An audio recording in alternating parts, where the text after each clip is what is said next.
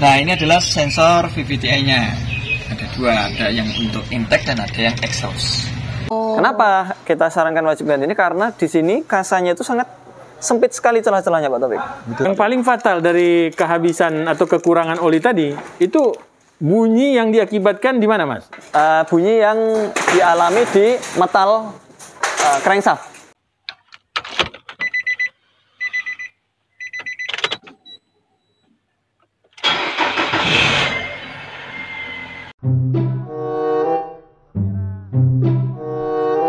Assalamualaikum warahmatullahi wabarakatuh. Waalaikumsalam warahmatullahi wabarakatuh, Pak Taufik dan juga Sobat Tapedia. Udah mau pulang, Mas, saya, Pak? Mas Ari mau pulang, tapi kita ini dulu nih, kita tanya-tanyain dulu nih. Ini terkait dengan yang kemarin konten tentang VVTi, Mas ya? Oh iya, Apa yang namanya terakhir itu? ya? Yang suara kodok? Bunyi ya? Iya, bagaimana cara membersihnya, Mas ya? Ini udah mau pulang pada datang gimana sih? Nah, tuh datang nih mobil, gimana nih? Nah, Lanjut, Pak. oke. Nah, kemarin ternyata dapat respon, Mas, dari kawan-kawan penonton di YouTube. Oh iya, Banyak iya, yang nonton. Banyak ya? Nah, Alhamdulillah. salah satunya muncul pertanyaan nih. Ini posisinya di mana sih, Mas? Sensor itu kemarin kan agak rada gelap ya, Mas? Oh iya, benar. Nah, ini kan mumpung banyak mobil di sini. Ya, kita bisa syuting satu-satu nih lokasinya di mana gitu. Oke. Ini kalau untuk yang ini agak sulit, Pak. Ini ada Nissan Serena C26 ya. Ya. Itu dia mesinnya MR20DD. Tapi di posisinya untuk EVT-nya agak sulit untuk dijangkau. Jadi di belakang sini. Ya sono, pokoknya sono. Oh. Di belakang sini. Dia soketnya sangat jauh banget ini masuk ke dalam belakang sini. Oke. Nah, itu kalau untuk ini agak sulit. Tapi ada yang gampang.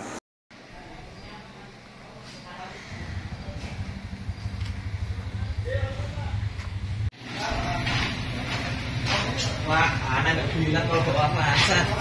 Mobil itu gue review. Ini loh, Mas. Ini, misalnya.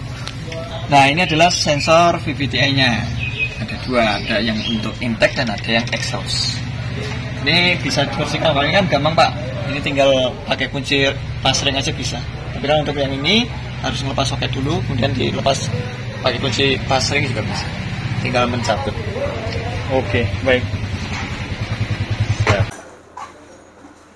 Mas Elin, Pak. Selin. Nah, Ini gampang nih. Ini agak gelap ya, Pak ya. Jadi posisinya ada yang di sini satu. nah, tuh kelihatan kawan-kawan. Ini Oke. posisinya. Terus yang satunya sini. Oh, Nih, itu. Di belakang ini ada yang satu juga. Nah, pembeda antara mobil-mobil misalnya kayak Grand Livina ya, antara seri yang baru sama yang seri yang lama. Kalau yang seri yang lama hanya satu Satu sensor. Kalau yang seri baru ada dua.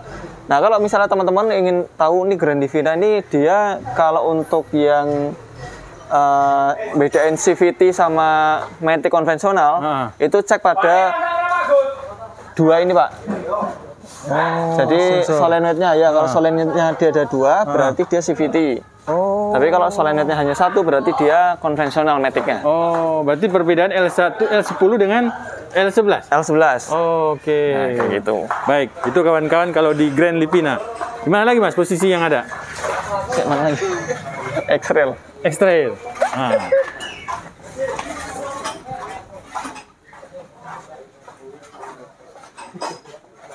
Nah, biar kawan-kawan yang penasaran apa sih perbedaannya antara yang kemarin kita buat Grand Livina dan mobil lain. Nah, ini kita masuk ke mobil X-Trail T30. T30. Ya. Nah, tadi kan posisinya di depan ya, biasanya ya. Iya. Di belakang sini, Pak Taufik. Nah, ini meskipun dia di belakang namanya juga VVT juga. Ini loh, yang warnanya hijau ini. Kelihatan Pak Taufik? Di bawah sini warnanya. Oh iya, itu. Iya. Oh. Lumayan agak sulit ya Agak sulit kali ini. jangkauannya. Jangkauannya agak sulit dan kalau misalnya posisi mesin dingin sih gampang. Oh. Kalau posisi pas mesinnya panas itu akan sulit dijangkau. Tapi kan bunyi tersebut muncul ketika dia dingin. Ini berarti sama dengan mesinnya Serena C24 posisinya? Serena C24 sama posisinya. Ini ada Greco, bisa dibuka nggak nih, Pak? Pak, ini kita review besok yuk. Ayo. Nah, ini kawan-kawan, kita tunggu. Kita review Ini mau dijual Corolla. Ya, Mas Ardi. Tadi kan udah ngomongin nih lokasi-lokasinya apa namanya? VVTi ya. Nah, pertanyaannya, apakah salah satu penyebab bunyi di dalam mesin itu disebabkan VVTi itu kotor? Iya, salah satu, Pak. Salah satu. Tadi pertanyaannya iya, salah satu. Oh, di luar itu apa yang menyebabkan? Di luar itu adalah banyak pula. Jadi penyebab oli itu nggak naik, itu kan banyak. Pertama bisa jadi pompa olinya lemah. Oke, pernah kita bahas tuh. Kita pernah bahas ya, ketika kita overhaul, kemudian di sana ada jalur-jalur pelumasan oli. Itu kalau pompa olinya lemah, itu oli nggak akan naik, tentu. Terus yang kedua, apabila ada sumbatan-sumbatan, Pak Taufik. Nah, yang ketiga adalah di filter olinya. Seret. Ada hubungan dengan filter oli, Mas? Ada dong, Pak. Makanya kita ganti oli itu wajib ganti filter oli, Pak. Waduh, ini ilmu baru nih. Ini apa hubungannya? Buka ya maskernya ya. Oh, maskernya buka Lupa. dulu. Oke, Mas. Nah, jadi gini Pak Taufik, Ya. di dalam filter oli ini masih segelan teman-teman. Nah, di dalam filter oli ini kan ada kasa ya. Betul. Ini ada model, ini ada salurannya, kemudian ini ada kasanya. Nah, kasa ini kan fungsinya untuk menyaring. Jadi gini, kebiasaan dari teman-teman kita pengguna mobil ini adalah kebiasaan lama ditarik ke kebiasaan baru. Jadi kebiasaan lama itu apa? Ketika ganti oli mesin, itu tidak mengganti dengan filter olinya. Jadi 5.000, baru 5.000 nih, nggak usah diganti dulu aja. Kan kayak gitu. Iya. Nah, tapi kebanyakan filter oli sekarang itu kan volumenya segini, Pak, kecil. Kecil ya? Kalau yang dulu mungkin besar-besar. Iya, betul. Kalau besar-besar mungkin bisa sampai 10.000 km ya. Tapi kalau untuk yang ini, yang kecil-kecil ini 5.000-an kilometer aja. Jadi setiap kali ganti oli, wajib ganti ini. Kenapa kita sarankan wajib ganti ini? Karena di sini kasanya itu sangat sempit sekali celah-celahnya, Pak Taufik. Betul ya. Nah, ini apabila dia tidak diganti, ini bisa saja menghambat sirkulasi oli. Jadi mungkin olinya sebelumnya sudah kotor, sudah jelek, atau mungkin bahkan ada endapan sludge atau lumpurnya, endapan olinya. Itu apabila di endapannya itu dia sampai menyumbat ini filter olinya, sementara kalau ganti oli mesin ininya nggak diganti, ada dua kemungkinan. Pertama, ini bisa menyumbat, dan yang kedua adalah bisa mengkontaminasi oli yang baru. Jadi oli yang baru ketika dia melewati sini akan terkontaminasi, Pak Taufik. Betul. Akhirnya oli yang naik adalah bukan oli yang baru. segar. Iya, segar ya. Nah, itu apabila dia buntu, oli pun juga nggak naik. Karena dari pompa oli, itu kan sebelum pompa oli kan sudah masuk ini ya, kayak mic gitu bentuknya ya, di bawah sana. Ada juga yang sirkulasinya harus ngelewatin filter oli dulu, Pak Taufik. Jadi ada dua sirkulasi. Sebelum filter oli itu udah ada pompa oli, tapi setelah filter oli ada pompa oli. Kayak gitu. Nah, itu apabila dia tersumbat di area sini, itu mengakibatkan oli tidak naik. Dan harus jadi perhatian buat teman-teman ketika misalnya, aku bisa kok ganti oli mesin sendiri di rumah, kayak gitu ya. Nah, itu harus diperhatikan ketika dia melepas filter oli, karet ininya, Pak Taufik, ini ada karet O-ring ya. Oh iya, betul. Sebentar nih, Pak. Ya, kayak gini. Ini karet filter oli ini. Ini kadang-kadang tertinggal di mesin. Nah, ketika tertinggal di mesin, kita pasang filter oli baru, maka kondisinya sealnya double, Pak. Double ya. Bisa jadi double, bisa jadi dia tidak rata. Iya, jadi betul, seal yang lama tertindih oleh seal yang baru. Betul. Sehingga yang tadinya seal itu fungsinya untuk perapat menjadi bocor. Nah, ketika bocor, oli tersebut tidak naik semuanya. Ada yang keluar. Itu beruntung kalau langsung ketahuan. Kalau misalnya starter mobil langsung berangkat jalan, itu mengakibatkan olinya yang naik ke atas kurang, volume oli yang ada di dalam mesin juga berkurang juga. Untuk itu, ketika pemasangan ini teman-teman, filter oli ini, ketika ngelepas, pastikan filter oli ini, gasketnya atau sealnya itu utuh. Jadi nempel di filter olinya. Yang kedua, ketika pemasangan, ini harus dilumasin oli dulu. Nah, kalau ini nggak dilumasin oli, takutnya ketika dia diputar terus bersinggungan dengan blok mesin, ini menjadi kelipet. Sehingga dia tidak rapat. Tidak rapat. Ya mungkin nanti dia akan netes. Sehingga dia belum ketahuan pada saat posisi masih mengganti filter oli. Tapi nanti ketahuannya ketika sudah berjalan ribuan kilo, itu nanti ada rembesan dan oli di dalam mesin menjadi berkurang. Seperti itu. Kita dulu pernah mendapat di Nissan Navara. Nissan Navara kan posisinya dia filter olinya ada yang dari bawah. Nah, kondisi seperti ini kan dia nggak ketahuan, Pak. Ketika sealnya ini dia apa itu namanya?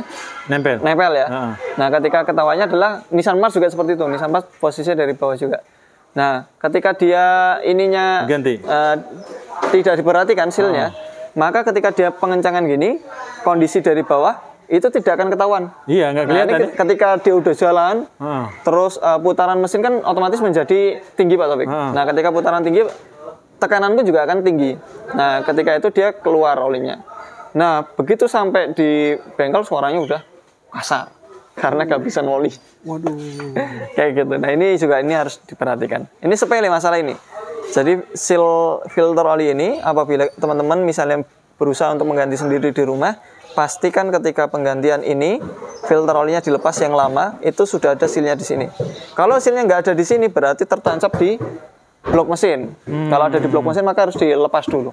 Kadang dia karena mesin itu panas, Pak Taufik, dan karet ini kan dari karet ya. Kadang dia nempel di blok mesinnya. Sehingga ketika dilepas ininya tertinggal di dalam blok mesin. Jadi harus dilepas dulu karena kan di blok mesin itu dia kan ada alur untuk ini, Pak. O-ringnya filter oli. Jadi bisa saja dia tertinggal di sana juga bisa. Jadi ini harus diperhatikan dan ketika pemasangan harus dilumasin terlebih dahulu supaya dia tidak kejepit ya. Seperti itu, Pak Taufik. Mas Ardi, untuk memasang ini buat kawan-kawan yang ada di rumah, apakah perlu kita mengisi oli dulu? Ya, nggak perlu. Oh, nggak perlu? Nah, jawabannya nggak perlu. Karena ini kondisinya bermacam-macam, Pak. Ada yang dari bawah, ada yang dari samping. Nah, nanti kalau dari samping diisi oli dulu, dia akan keluar tumpah. Nah, mensiasatinya adalah dengan memperhatikan. Kalau untuk oli mesin atau mesin-mesin yang filter olinya dari samping seperti ini tidak perlu ditambah melebihkan oli. Misalnya gini, kapasitas oli mesinnya dia adalah 3 liter. Betul. Terus filter olinya ini mungkin kalau dihitung itu 200 milian. 200 mili ya.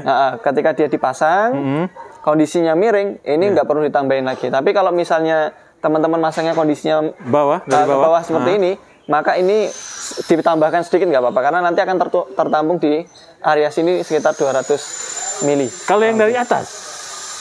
Ada, Pak. Ada. Mobilku dari atas. Oh, dari atas. Tentu kalau dari atas nggak usah, Pak. Nggak usah ya? Nggak usah, karena kan memang dia kondisinya dia sangat sedikit sekali yang tertampung di sini. Bahkan mungkin nggak banyak ya. Seperti itu. Jadi kalau yang di atas dan di samping disesuaikan saja dengan kapasitas oli mesin. Tapi kalau yang di bawah itu ditambahkan sedikit. Makanya antara penggantian oli mesin dengan filter oli dengan oli mesin tanpa filter oli biasanya pabrikan memiliki spek yang berbeda-beda takarannya, kayak gitu.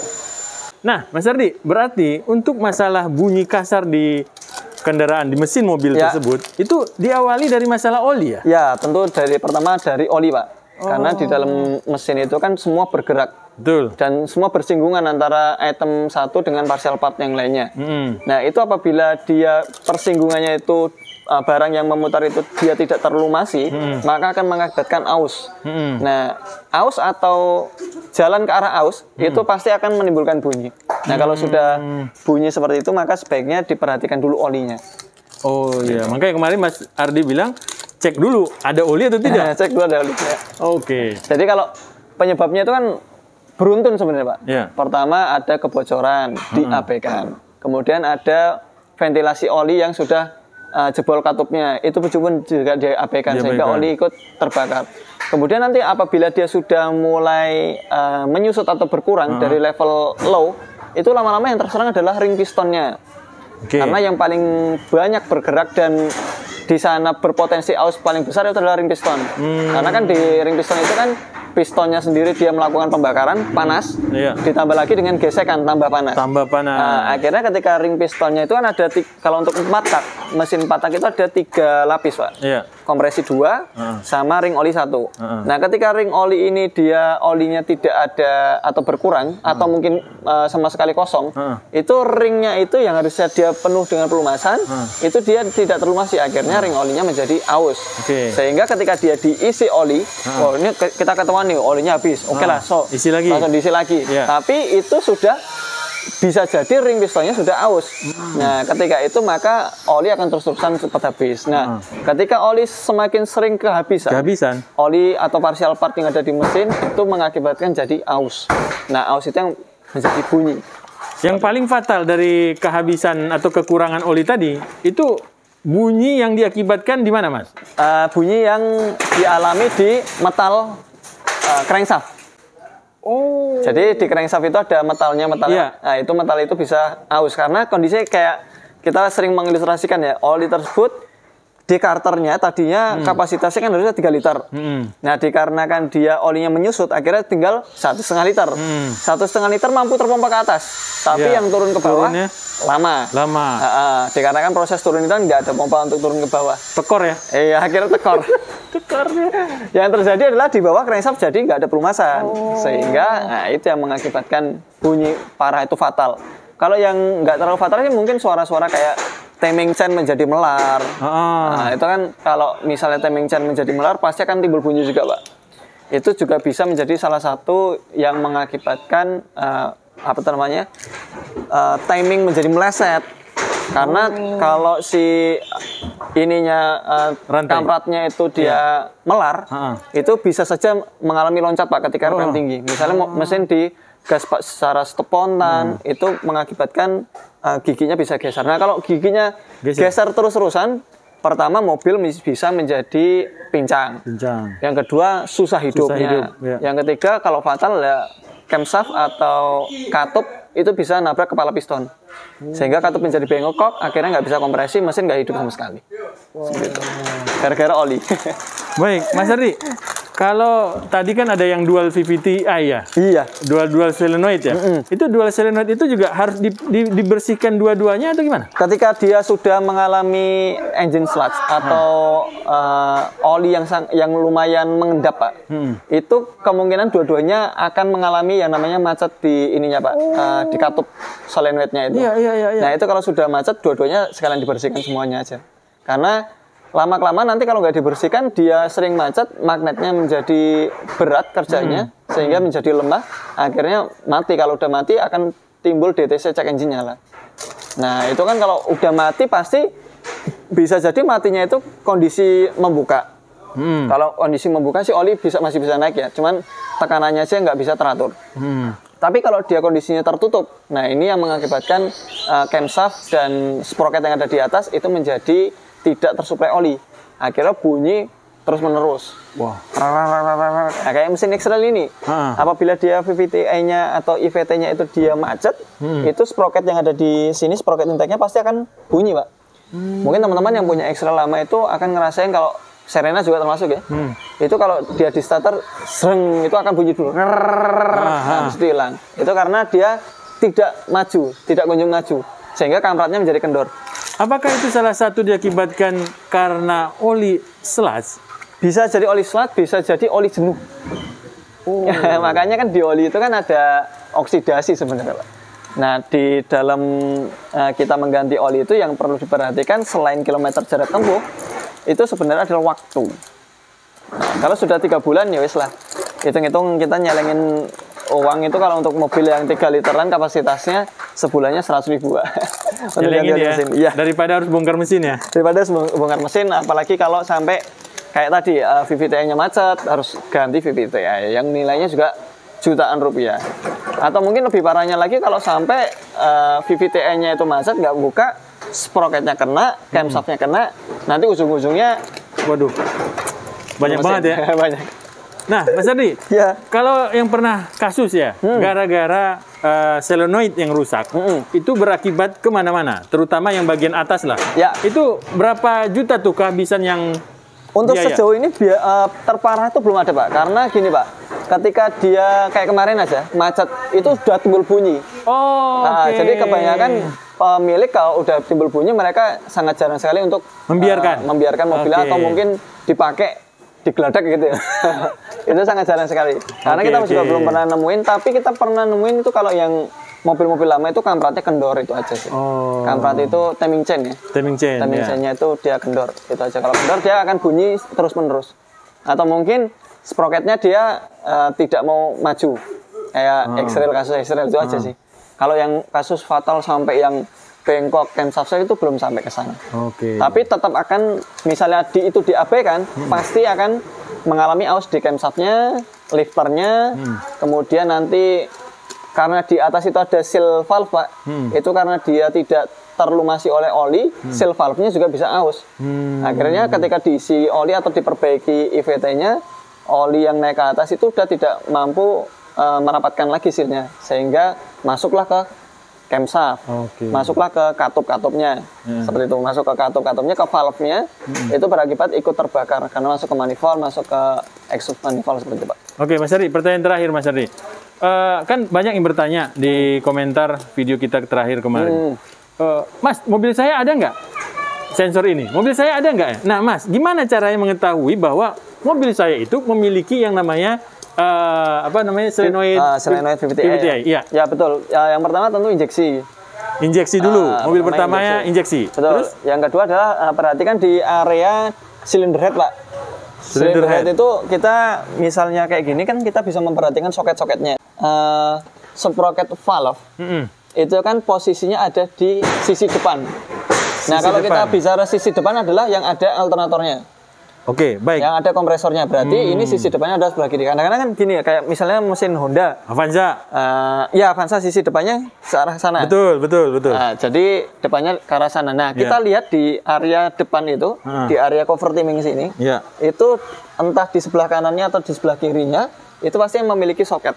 Nah, itu soket itu adalah soket IVT. Berarti kalau satu mobil sudah injeksi, tapi tidak memiliki, bisa jadi? Ada juga Nissan, misalnya Datsun ya. Datsun kalau di Nissan ya, Nissan Mars itu ada juga. Itu nggak memiliki.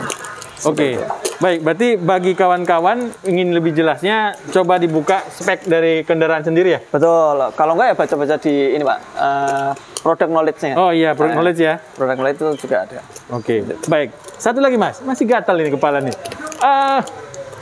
Berapa kilometer sih harus membersihkan itu? Mungkin mengingatkan teknisi kita bahwa ya, Pak tolong dong dibersihkan kayak gitu. Siap. Kalau untuk sebenarnya maintenance itu enggak ada Pak. Oh enggak ada? Maintenance itu enggak ada. Hanya saja teknisi misalnya dia ngecek, kemudian dia dapati oli tersebut, misalnya olinya dia sempat mengental, dan customer pernah mengeluhkan ketika awal starter, itu dia mesinnya tidak langsam. Jadi awal starter baru setelah itu langsam. Nah itu adalah salah satu tanda bahwasanya IVT-nya itu mengalami yang namanya macet, atau paling enggak dia ada endapan oli di sana. Wah, ini kawan-kawan. Jadi awal starter dia di starter, kemudian setelah mobil hidup itu dia tidak langsung stasioner Pak. Jadi ada gerak-gerak kayak mau mati gitu, baru dia kayak gitu. Itu adalah salah satu di antara tanda-tanda IVT mengalami macet.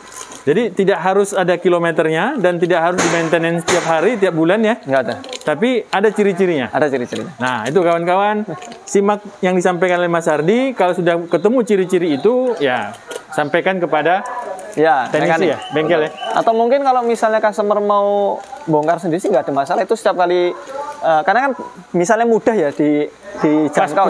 Posisi yang mudah. Posisinya mudah dijangkau, itu ya nanti setiap kali ganti oli dicek aja nggak apa-apa. Kemarin modalnya apa Mas untuk gantinya? Itu kalau dia kan pengikatnya itu baut kepala 8 ukurannya. Baut 8. Pertama, yang kedua adalah ratchet ya. Jadi kunci shock. Oh, kunci shock ya. Kunci shock karena dia posisinya di dalam, kalau pakai kunci yang ring pas itu nggak terjangkau. Tapi ada beberapa mobil yang dia bautnya nongol. Nah, misalnya kayak gini ya, ini kan baut nongol. Iya betul. Itu bisa pakai kunci baut nongol juga. Bisa pakai kunci ring pas ukuran 8. Ada yang bautnya itu ukuran 8, ada yang bautnya ukuran 10 seperti itu. Untuk pembersihnya, apa yang digunakan Mas? Cairan cleaner foamnya aja. Jadi bisa menggunakan cairan cleaner foam, bisa menggunakan bensin. Tapi kalau bensin lebih ini Pak, lebih kering dia. Kering. Jadi setelah dilumasin itu harus di oli dulu sebelum dipasang. Karena nanti takutnya dia ketika dulu masih pakai bensin, kering. Nah, itu tidak ketika dimasukkan nanti macet duluan. Malah macet ya? Iya. Jadi menggunakan bensin bisa, pakai bensin kuas misalnya nggak ada foam ya. Pakai bensin kuas kemudian diketok-ketok. Nanti pada waktu ketokan terakhir itu direndam dulu dengan oli, kemudian diketok-ketok ulang. Kayak gitu. Oke, Mas Ardi, terima kasih banyak. Kawan-kawan pasti sudah mulai mengerti apa kelanjutan dari video kita kemarin. Mudah-mudahan bermanfaat, dan kalau kawan-kawan ingin servis ke AHpedia AH Motor, ya langsung datang di bawah deskripsi kita sudah siapkan. Ini begitu gimana Mas pasangnya, Ardi? Pak? Oh, pasang lagi Mas Ardi. Ini segelan dibuka. Ya udah, terima kasih teman-teman. Semoga video ini bermanfaat. Assalamualaikum warahmatullahi wabarakatuh. Waalaikumsalam warahmatullahi wabarakatuh.